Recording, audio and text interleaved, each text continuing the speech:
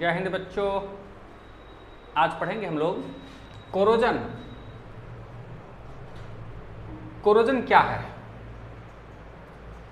Damage the metal by the action of air, moisture और chemicals. किसी भी metal का एयर, मॉइस्चर और केमिकल्स इनमें से किसी के द्वारा भी डैमेज हो जाना, खराब हो जाना ही कोरोजन है। हम लोग पढ़ेंगे इन सभी मेटल में कोरोजन कैसे होता है और उसका क्या प्रिवेंशन है, क्या सुरक्षा है उसके लिए। फर्स्ट है आयरन, सेकंड है एल्युमिनियम, थर्ड में कॉपर, फोर्थ में सिल्वर और फिफ्थ नंबर में गोल्ड। इस सब में कोरोजन होता है। सबसे ज़्यादा जो वाइडली हम लोग कोरोजन के लिए स्टडी करते हैं वो है फर्स्ट में आयरन के लिए, सेकंड वाइडली है एल्युमिनियम। आयरन में जब कोरोजन होता है तो उस प्रोसेस के लिए एक स्पेशल नाम दिया गया है जिसको कहते हैं कि रस्टिंग ऑफ आयरन। आयरन में जब कोरोजन का प्रक्रिया होता है, प्रोसेस होता है, तो एक स्पेशल नाम है जिसको कहते हैं रस्टिंग ऑफ आयरन।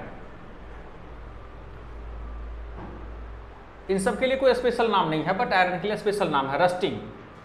तो पॉइंट फर्स्ट में पढ़ेंगे कि रस्टिंग ऑफ आयरन, आखिर आयरन में कोरोजन कैसे होता है। उसका रिएक्शन हमने लिखा आयरन, ऑक्सीजन और वाटर, इसके प्रेजेंस में कोरोजन होता है और रस्ट फॉर्म करता है। रस्ट, ये तो इक्वेशन को बैलेंस करने के लिए यहाँ पर 4 3 2 2 ये इस इक्वेशन को बैलेंस करने के लिए है। एक्चुअल में रस्ट का जो फॉर्मूला है वो यहाँ से लेकर के यहाँ तक ये आपका रस्ट का फॉर्मूला है। ये जो 2 है यह केवल इक्वेशन को बैलेंस करने के लिए दिया गया है। Fe2O3.XH2O ये आपके रस्ट का फॉर्मूला है और रस्ट को हम लोग कहेंगे हाइड्रेटेड आयरन थर्ड ऑक्साइड।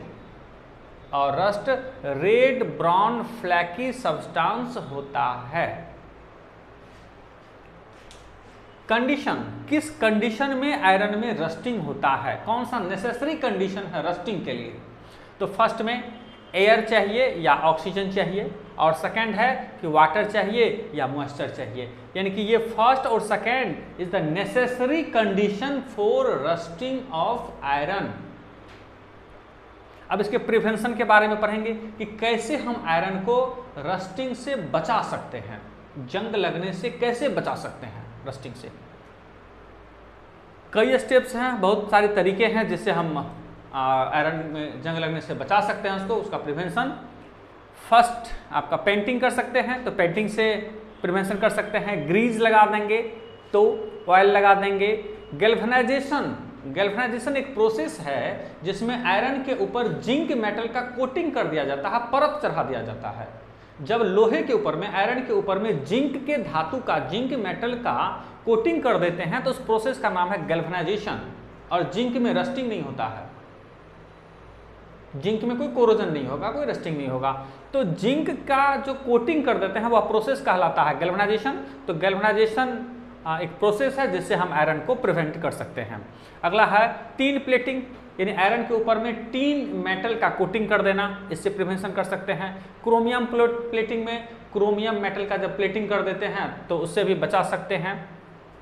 आगे है केमिकल्स, आयरन के ऊपर में केमिकल्स लगा देंगे तब भी हम उसे रस्टिंग होने से बचा सकते हैं। तो कौन सा केमिकल लगाने से हम आयरन को रस्टिंग से बचा सकते हैं? उस केमिकल का नाम है बिस्फेनॉल और उसका फॉर्मूला है C15H16O2।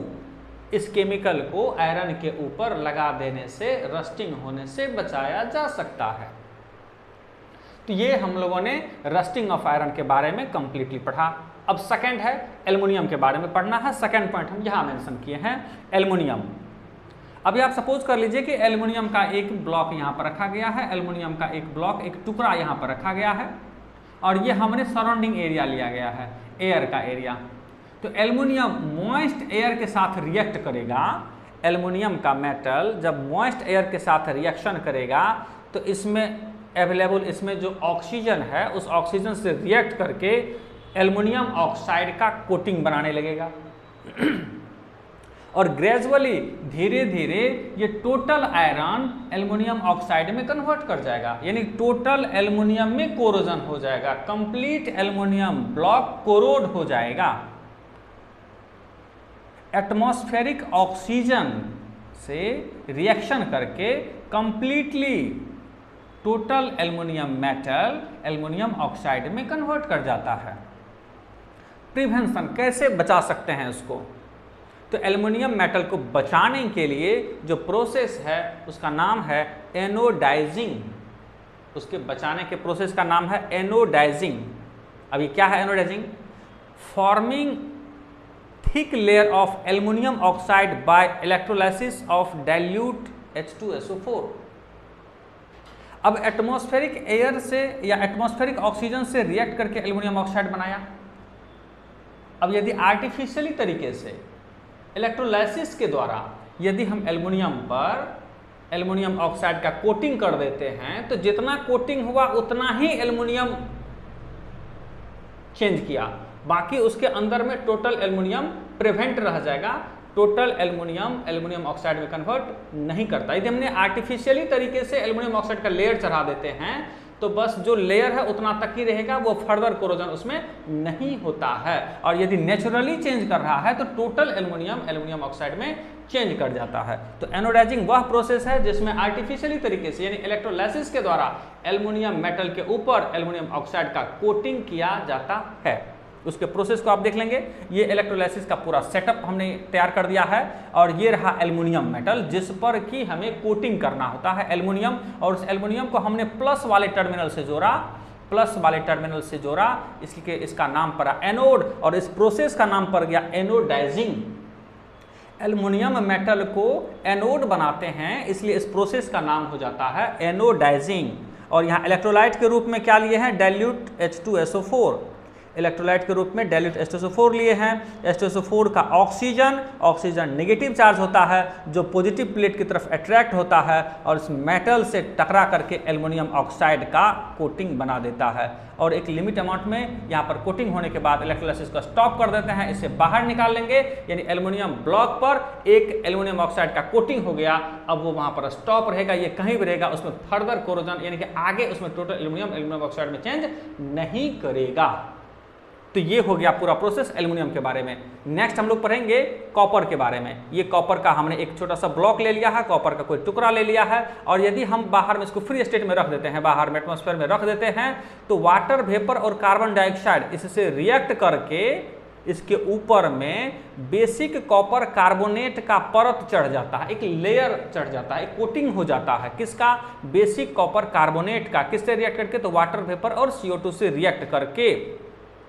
बेसिक कॉपर कार्बोनेट का फॉर्मूला CuCO3.CuOH2 और बेसिक कॉपर कार्बोनेट का कलर होता है ग्रीन। तो कॉपर या कॉपर के किसी भी कंटेनर को, किसी भी वेसल को यदि आप लॉन्ग टाइम तक छोड़ देते हैं तो धीरे धीरे ग्रीन में चेंज कर जाता है, क्योंकि उस पर बेसिक कॉपर कार्बोनेट का कोटिंग लेयर बन जाता है। इस कोटिंग को हटाने के लिए क्लीन बाय डाइल्यूट एसिड से इस ग्रीन कलर को हम लोग रिमूव कर सकते हैं।